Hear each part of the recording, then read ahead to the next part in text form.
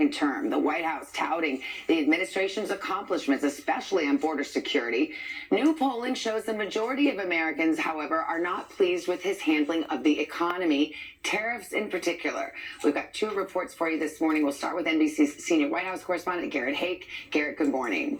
Hey, Savannah, good morning to you. And yeah, in these 100 days, President Trump has moved aggressively to put his mark on just about every facet of American life. But nowhere has his influence been greater than on immigration, where the White House feels like they're making significant strides despite new controversy. And on the economy, where our new poll shows Americans are warning the White House they're not happy.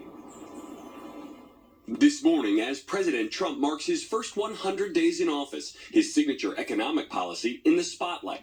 According to a new NBC News poll, just 39% of Americans approve of the president's handling of trade and tariffs. It's all coming down. It's all looking good. If the tariffs are strong. As rising prices loom, prominent firm Apollo Global Management saying that there could be empty shelves in stores and, quote, COVID-like shortages in a few weeks, predicting that as the trade war with China continues, the flow of container ships to the U.S. will end by next month, followed by trucking.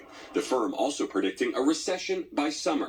Overnight, the trade war's international impact also clear. Canadian Prime Minister Mark Carney elected in a surge of support for his party, heavily influenced by Trump's tariffs and promises to take over Canada. We are over the shock of the American betrayal, but we should never forget the lessons. The White House has argued the tariffs are necessary pressure on trade partners. The Treasury Secretary asked yesterday if he's worried about empty shelves. We have some great retailers. I assume they pre-ordered. President Trump also highlighting the other signature issue of his first 100 days, immigration. On Monday night, the president signing 3 executive orders, all focused on immigration, as the administration touted a 95% drop in illegal border crossings in March compared to last year. It comes amid reports 3 children who are U.S. citizens were removed from the country, flown to Honduras with their mothers, who are undocumented immigrants. The administration says the women requested their families be kept together. But a migrant rights group says that's, quote, completely untrue. The moms did not feel that they had any choice in the matter. We pressed the administration's border czar about the cases. How is going after families with young kids targeting the worst of the worst? First of all, we said we're going to prioritize the worst for worst. You feel like that's what you're doing? Absolutely. But when you prioritize something, it doesn't mean you forget about everybody else. I've said from day one, if you're in the country league, you're not off the table. Now tonight, the president travels to Michigan for his first campaign-style rally of this second term. He's expected to announce a significant modification of his auto tariffs there. The White House tells NBC News that while the 25% tariff on foreign cars and parts will remain in place, they won't be stacked, if you will, with his other tariffs on things like steel or country-specific levies.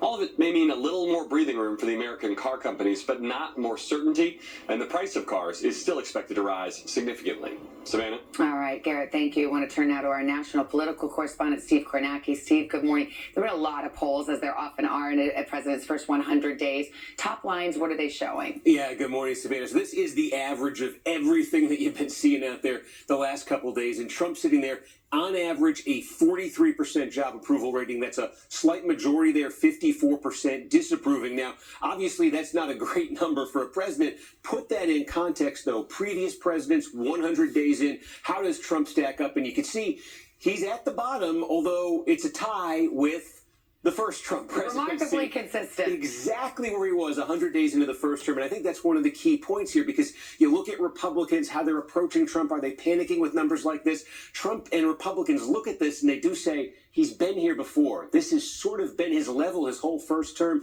Here he is in the second term. And this is also a number that does not look great and is not great. Let me, if I can get that called up here.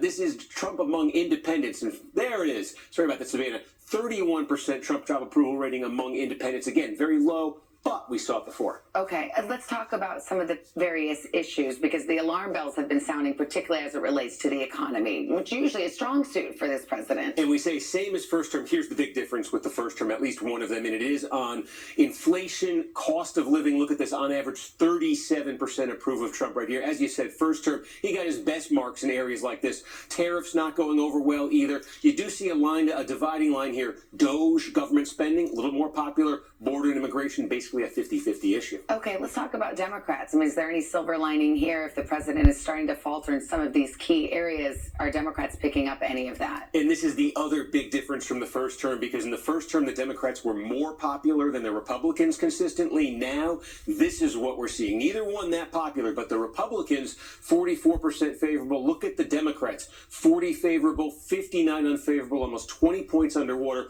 We didn't see that from the opposition party in his first term. All right, Steve, thank you very much. Send it over to you, Craig. All right, Savannah, thank you. There's lots more to get to here on a Tuesday, including the investigation into that frightening and fatal crash just south of Springfield, Illinois. A car smashing through an after-school program, killing 4 children. NBC's Maggie Vespa joins us from the scene there in Illinois.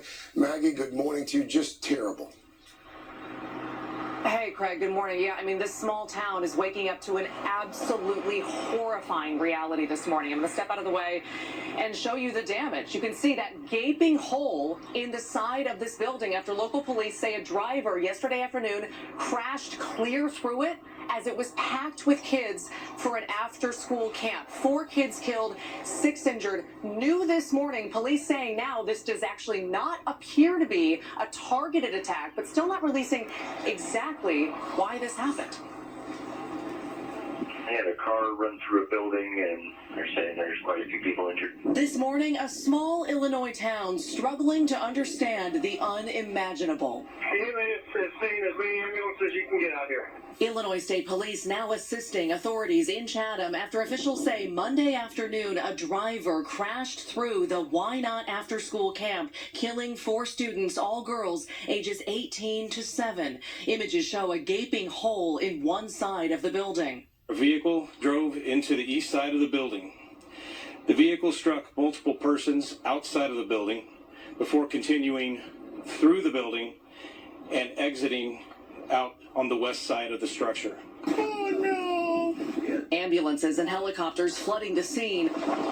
So far, investigators not naming them or releasing any kind of motive. It's unclear what connection, if any, the driver had to the after-school program. Meanwhile, support pouring in. Illinois Governor J.B. Pritzker writing, heading into your Tuesday, we're going to be seeing mainly sunny skies.